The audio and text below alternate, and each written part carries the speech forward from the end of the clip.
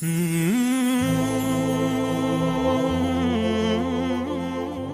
تعالیٰ نے اس میں دوبارہ قوم لوط علیہ السلام کا واقعہ بیان کیا جو کل کے بھی آیا تھا نا، کہ لڑکوں سے بدفعلی کیا کرتے تھے اور لوط علیہ السلام نے ان کو سمجھایا، ان کی سمجھ میں نہیں آیا۔ اللہ نے فرمایا کہ لوط علیہ السلام کیسے پریشان تھے، انہا اولائی ضیفی فلا تفضحون، یہ میرے مہمان ہیں، مجھے رسوا مت کرو، اللہ سے ڈرو۔ تو قوم جواب میں کہتی ہے ہم نے آپ کو منع نہیں کیا تھا اپنے گھر میں مہمان کو مت آنے دیں، آپ نے کیوں، جب آپ کو ہماری عادتوں کا پتہ تھا تو مہمان کو گھر میں داخل ہونے دیا کیوں؟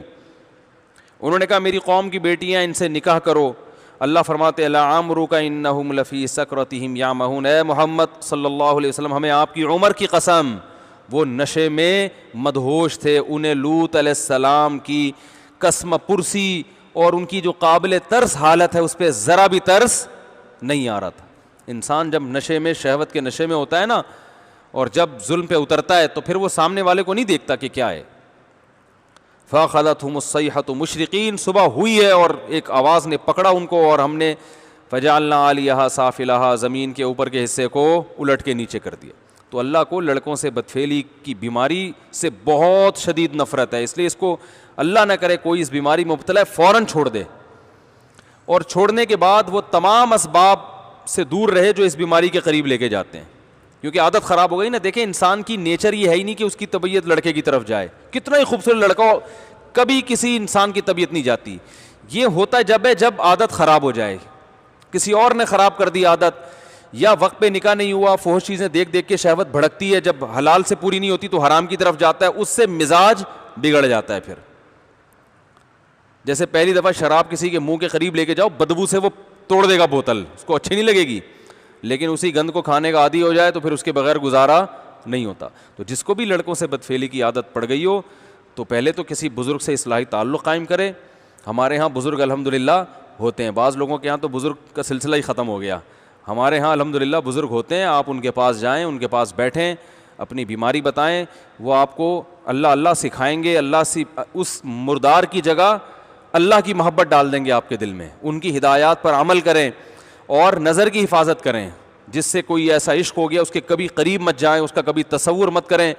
ایک نوجوان نے مجھے بتایا کہ مجھے کسی لڑکے سے عشق ہو گیا، مجھے بہت اچھا لگتا تھا، بار بار اس کے پاس جا کے باتیں کرتا، برائی نہیں کی لیکن عشق ہو گیا۔ کہہ رہے جب مجھے اللہ کا خوف پیدا ہوا نا تو میں نے اس سے بولا کہ یہ اب دوبارہ مجھ سے کبھی ملنے کے لیے نہیں آنا۔ کہہ رہے ہیں وہ پھر آنے لگا تو میں نے ایک تھپڑ لگا دیا اس کی، بظاہر غیر اخلاقی حرکت ہے مگر یہاں تھپڑ اللہ کو بہت پسند ہے ٹھیک ہے نا۔ تمیز سے مان نہیں رہے بھائی، میں نے آپ کو بول دیا کہ آپ مجھ سے ملاقات کے لیے نہ، ایسے موقع پہ تھپڑ لگانا ہوتا بڑا مشکل ہے، لیکن جو اللہ کے لیے، اس تھپڑ کی بات میں تلافی کر لیں کسی اور طریقے سے۔